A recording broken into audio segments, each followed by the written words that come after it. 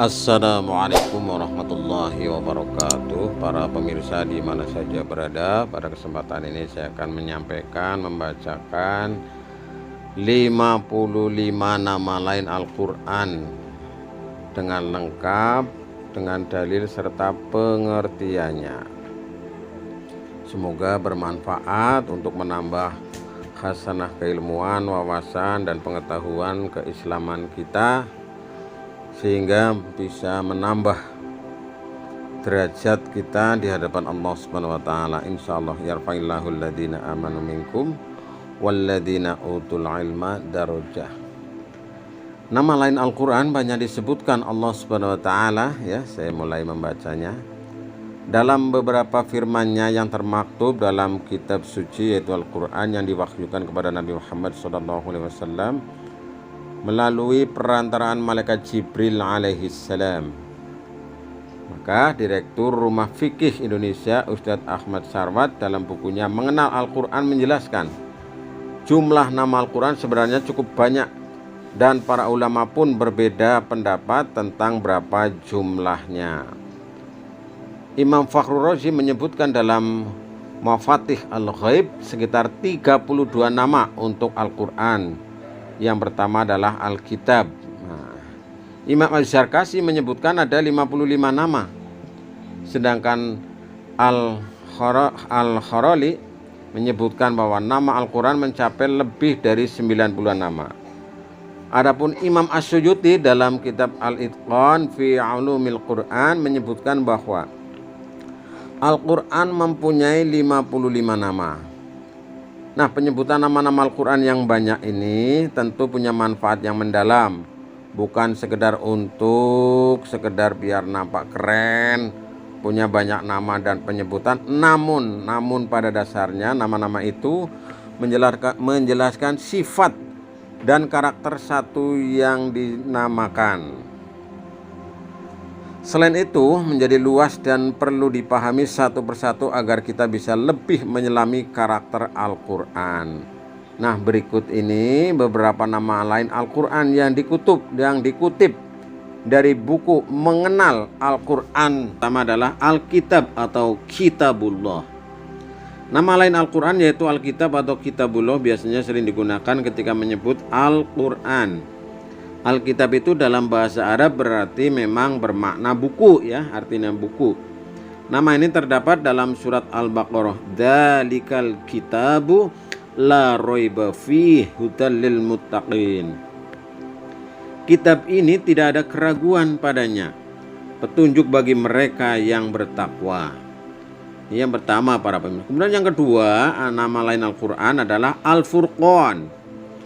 Al-Furqan, nama lain Al-Quran berikutnya yaitu Al-Furqan yang memiliki arti pembeda yang benar dan yang salah, yang hak dan yang batil, ya.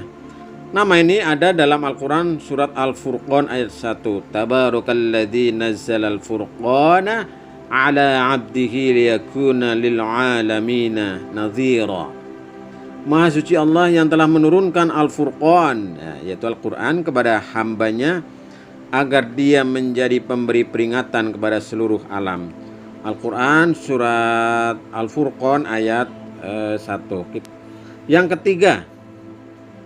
ketiga adalah Az-Zikr atau Az-Zikir, ya. Nama lain Al-Quran disebut juga dengan Az-Zikr, artinya pemberi peringatan. Hal ini bahkan secara tersirat juga disebutkan pada ayat sebelumnya. Inna nahnu nazzalna dzikra wa inna lahu lahafizun. Sesungguhnya kamilah yang telah menurunkan Az-Zikr yaitu Al-Quran, dan sesungguhnya kami benar-benar memeliharanya.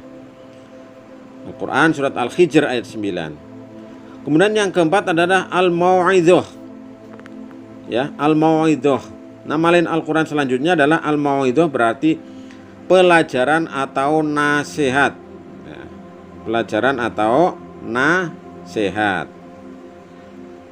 Nama ini keluar pada ayat surat Yunus ayat 57, ya, surat Yunus ayat 57.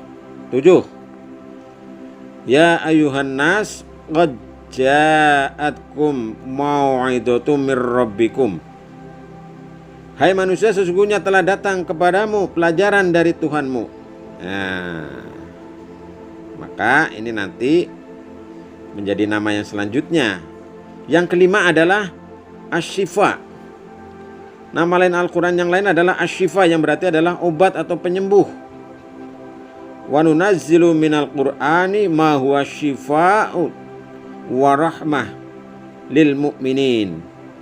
Dan kami turunkan dari Al-Quran suatu yang menjadi penawar dan rahmat bagi orang-orang yang beriman. Nah, ini surat Al-Isra ayat 82. Al-Quran memang diturunkan oleh Allah kepada Rasulullah untuk mengobati penyakit hati manusia.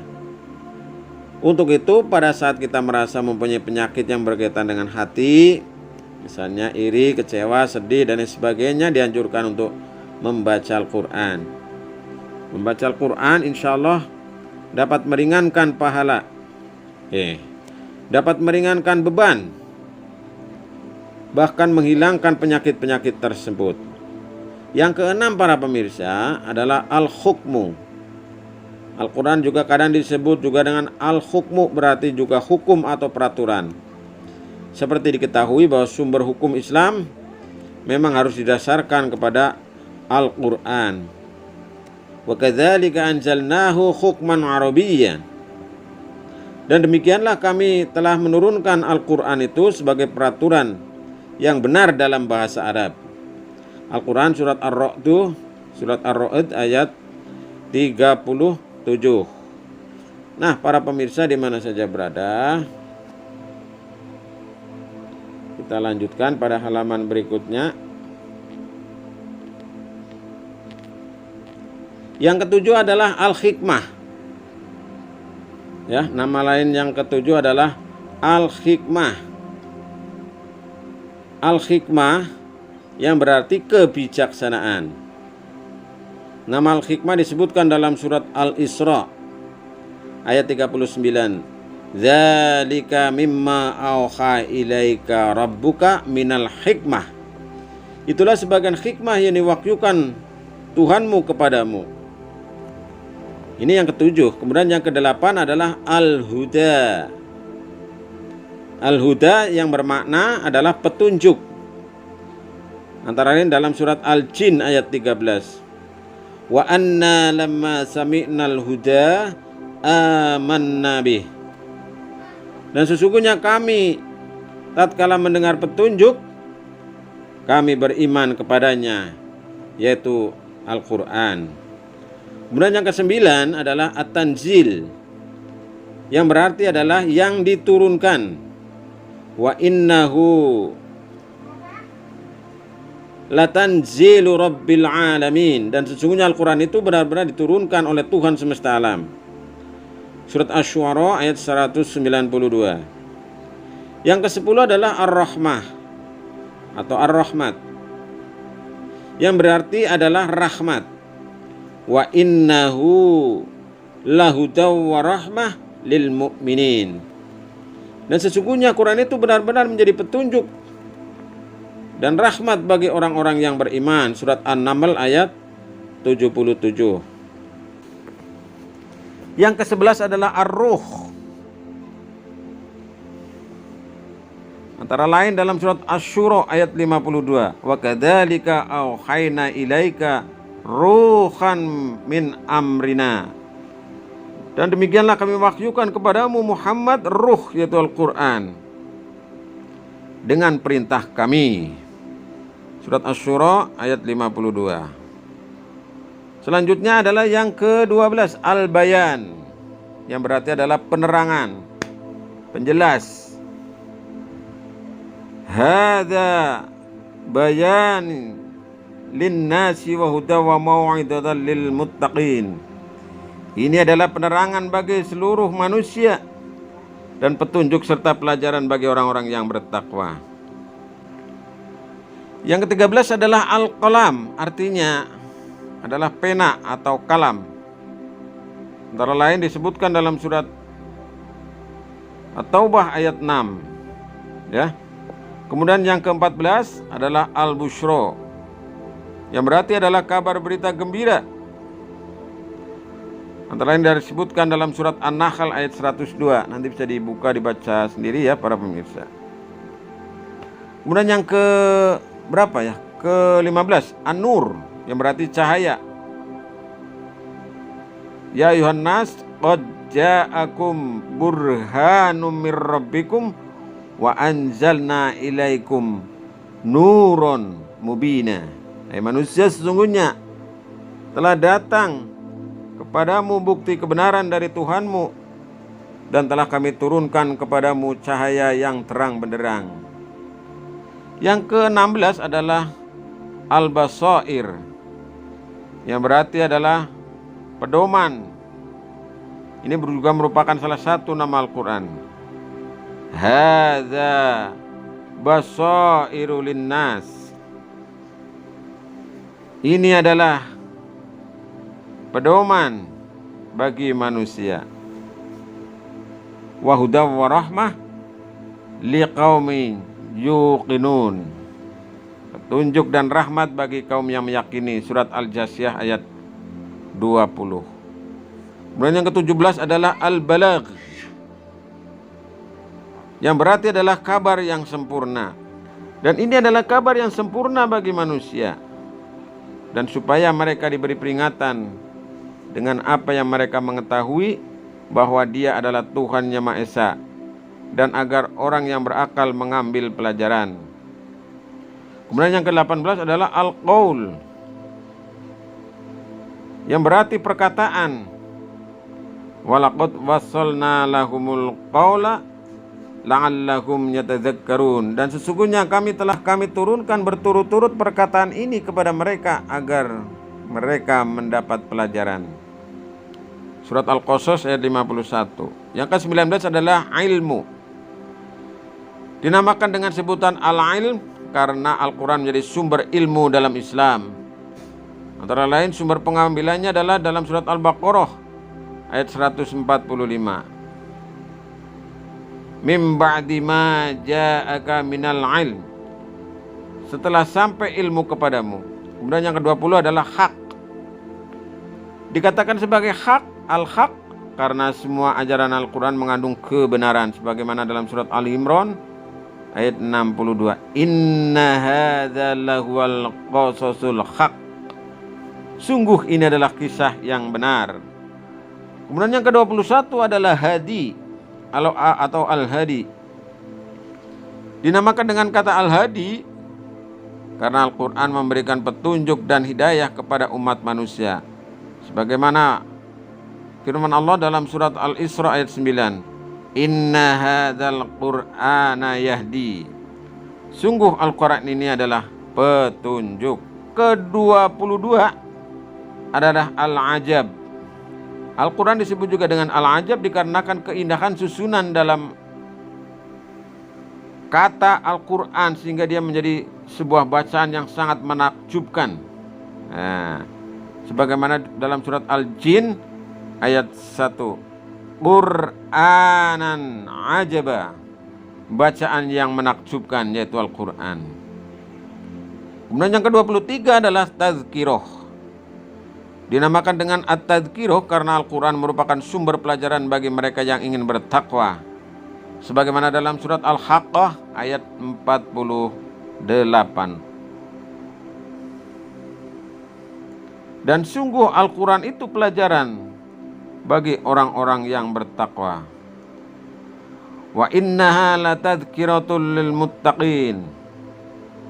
Kemudian yang ke-24 al-urwah al-wusta, atau al-urwatul wusta, yaitu berarti tali yang sangat kuat, tali yang kokoh. Dan barang siapa yang berpegang pada tali tersebut maka dia akan selamat. Sebagaimana dalam surat Al-Baqarah 256, istamtaka bil urwatil wusta lam fisama laha. Dia telah berpegang teguh pada tali yang sangat kuat yang tidak terputus. Kemudian yang ke-25 para pemirsa adalah as-sidq, atau as-sidqu. Dinamakan as-sidq Karena semua isi dari Al-Quran adalah ajaran kebenaran, sebagaimana dalam surat Az-Zumar ayat 33. Walladzi jaa bis-sidqi, dan orang yang membawa kebenaran, yaitu Muhammad, adalah orang-orang yang membenarkan. Mereka itulah orang-orang yang bertakwa. Kemudian yang ke-26 para pemirsa adalah Al-Adl. Dinamakan Al-Adl karena semua keputusan yang tercantum dalam Al-Quran pasti adil. Sebagaimana dalam surat Al-An'am ayat 115. Dan telah sempurna firman Tuhanmu yaitu Al-Quran dengan benar dan adil. Nah, sekarang yang ke berapa? Ke-27 ya. Amr, Al-Amru, atau Al-Amr. Karena dalam Al-Quran terdapat perintah-perintah yang harus dilaksanakan oleh umat Islam.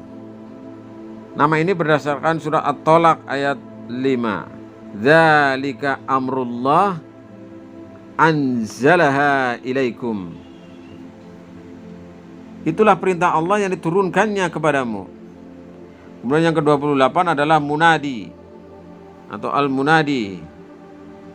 Alasan penamaan ini karena ia menyerukan kepada umat manusia agar beriman kepada Allah dan Rasulnya. Sebagaimana dalam surat Al-Imran ayat 193, Rabbana innana sami'na munadiya yunadi lil iman. Ya Tuhan kami, sungguhnya kami mendengar orang-orang yang menyeru kepada iman. Kemudian yang ke-29 adalah busro atau al-busro. Karena dalam Al-Quran terdapat kabar berita gembira bagi orang-orang yang beriman. Sebagaimana dalam surat An-Naml ayat 2. Hudaw wa busro lil mu'minin. Petunjuk dan berita gembira bagi orang-orang yang beriman. Kemudian yang ke-30 nama lain Al-Quran adalah Majid atau Al-Majid. Dinamakan Al-Majid karena sifat kemuliaan yang dimiliki Al-Quran, sebagaimana disebutkan dalam surat Al-Buruj ayat 21, bal huwa Qur'anum Majid. Bahkan yang didustakan itu ialah Al-Quran yang mulia. Kemudian nama yang ke-31, nah ini kayaknya kurang tidak begitu populer ya, adalah Zabur. Nabi Muhammad juga pernah menamakan kitab Zabur dengan Al-Quran sebagaimana dalam sabdanya. Nah, ini dalam sabdanya. Diperingan pada Nabi Daud Al-Quran, tetapi tidak dijelaskan alasan penamaan tersebut. Nama ini dapat ditemukan dalam surat Al-Anbiya ayat 105. Walaqad katabna fiz Zabur, dan sungguh telah kami tulis di dalam Zabur. Adalah nama lain Al-Quran adalah Bashir, Al-Bashir. Karena Al-Quran membawa berita gembira kepada orang-orang yang beriman, yaitu berupa surga, sebagaimana dalam surat Fussilat ayat 3 dan 4. Kitab yang ayat-ayatnya dijelaskan bacaan dalam bahasa Arab untuk kaum yang mengetahui, yang membawa berita gembira dan peringatan. Basyirun wa nadhiro. Kemudian yang ke-33 adalah Nadhir, sebagaimana tersebut dalam ayat di atas tadi, yaitu surat Fussilat ayat 3 sampai dengan 4. Disebut dengan An-Nadhir karena Al-Quran juga menjelaskan tentang peringatan-peringatan terkait neraka. Jadi kalau Basyiron itu berita gembira, Nadhiron itu adalah pemberi peringatan, sebagaimana telah disebutkan dalam kutipan ayat Al-Quran sebelumnya, yaitu yang di atas itu ya. Kemudian yang ke-34 adalah Aziz atau Al-Aziz, karena Al-Quran selalu menang atas orang-orang yang menentang dan mengingkari akan kebenaran. Sebagaimana dalam surat Fussilat ayat 41, sesungguhnya orang-orang yang mengingkari Al-Quran, ketika Al-Quran itu disampaikan kepada mereka, mereka pasti akan celaka, dan sesungguhnya Al-Quran itu adalah kitab yang mulia. Nah, ini. Kemudian yang ke-35 adalah Qasas. Nah, Al-Quran juga disebut sebagai Al-Qasas karena di dalamnya diceritakan tentang kisah-kisah umat terdahulu, supaya bisa diambil pelajaran atau ibroh dari kisah tersebut, sebagaimana dalam surat Yusuf ayat 3. Nahnu naqussu alaika ahsanal qasas. kami menceritakan kepadamu Muhammad kisah yang paling baik. Kemudian yang ke-36 kadang disebut juga sebagai suhuf ya. Sebagai apa? Suhuf. Dinamakan suhuf karena Al-Quran terkumpul dan tertulis dalam beberapa lembaran atau sohifah. Sebagaimana dalam surat Abasa ayat 13. Fi suhufim mukarramah. Di dalam kitab-kitab yang dimuliakan, yaitu di sisi Allah Subhanahu wa ta'ala. Ke-37 adalah mukarramah. Ibnu Jarir At-Tabari menyatakan bahwa mana penamaan Al-Quran dengan kata al-mukarramah adalah karena di dalamnya terkandung kumpulan ilmu dan hikmah, sehingga menjadikannya sebagai kitab yang mulia, sebagaimana telah disebutkan dalam kutipan ayat pada nama Al-Quran sebelumnya adalah marfu'ah atau al-marfu'ah. Dikarenakan Al-Quran berasal dari tingkatan alam tertinggi, alam al-ulwi, yaitu langit ke-7 sebagaimana dalam surat Abasa ayat 14, yang ditinggikan dan disucikan. Kemudian yang ke-39 adalah kelanjutan dari nomor 38 tadi, Mutahharoh. Al-Quran memiliki nama Al-Mutahharoh karena ia merupakan kitab suci dari penentangan dan penghinaan orang-orang kafir. Ibnu Ashur dalam tafsirnya menyatakan bahwa suci dalam hal ini adalah bentuk majas dari kemuliaan atau syarat, sebagaimana telah disebutkan dalam kutipan Al-Quran sebelumnya, marfu'ah mutahharoh. Kemudian yang ke-40 adalah wa'id.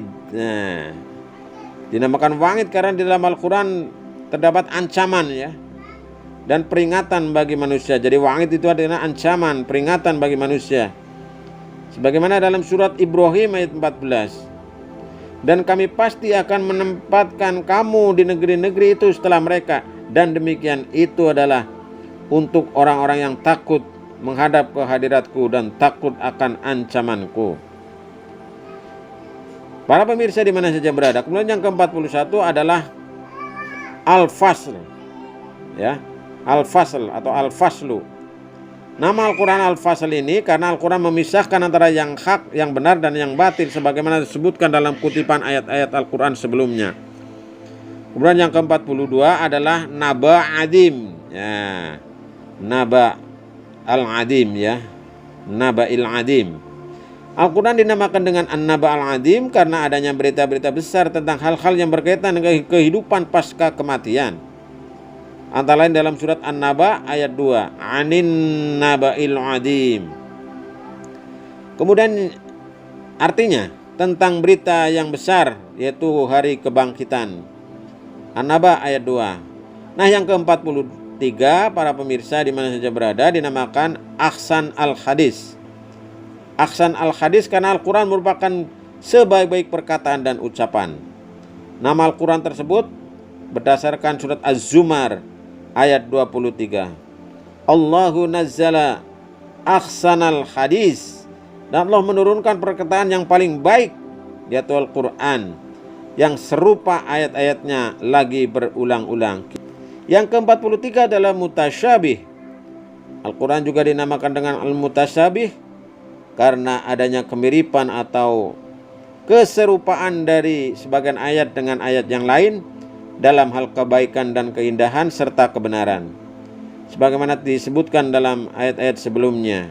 Kemudian Mathani, penyempatan kata Mathani terdapat Al-Quran dikarenakan di dalamnya diuraikan kisah-kisah umat terdahulu, sehingga terjadi proses pengulangan akan cerita-cerita, nasihat-nasihat dari kisah-kisah terdahulu, sebagaimana tadi di atas disebutkan dalam surat Az-Zumar ayat 23. Kemudian yang ke-45 adalah Muhaimin, disebut dengan Al-Muhaimin karena Al-Quran menjadi saksi terhadap adanya kitab-kitab samawi sebelumnya dan kejadian umat pada masa lampau, sebagaimana dalam surat Al-Maidah ayat 48, musaddiqan lima baina yadayhi minal kitabi wa muhaiminan alaih, yang membenarkan kitab-kitab yang diturunkan sebelumnya dan menjaganya. Kemudian yang ke-46 adalah al-habl. Al-Quran dinamakan al-habl, yaitu tali. Hal ini dikarenakan barang siapa yang berpegang teguh pada tali Al-Quran, maka ia akan mendapatkan petunjuk dan masuk surga, sebagaimana dalam surat Al-Imran ayat 103.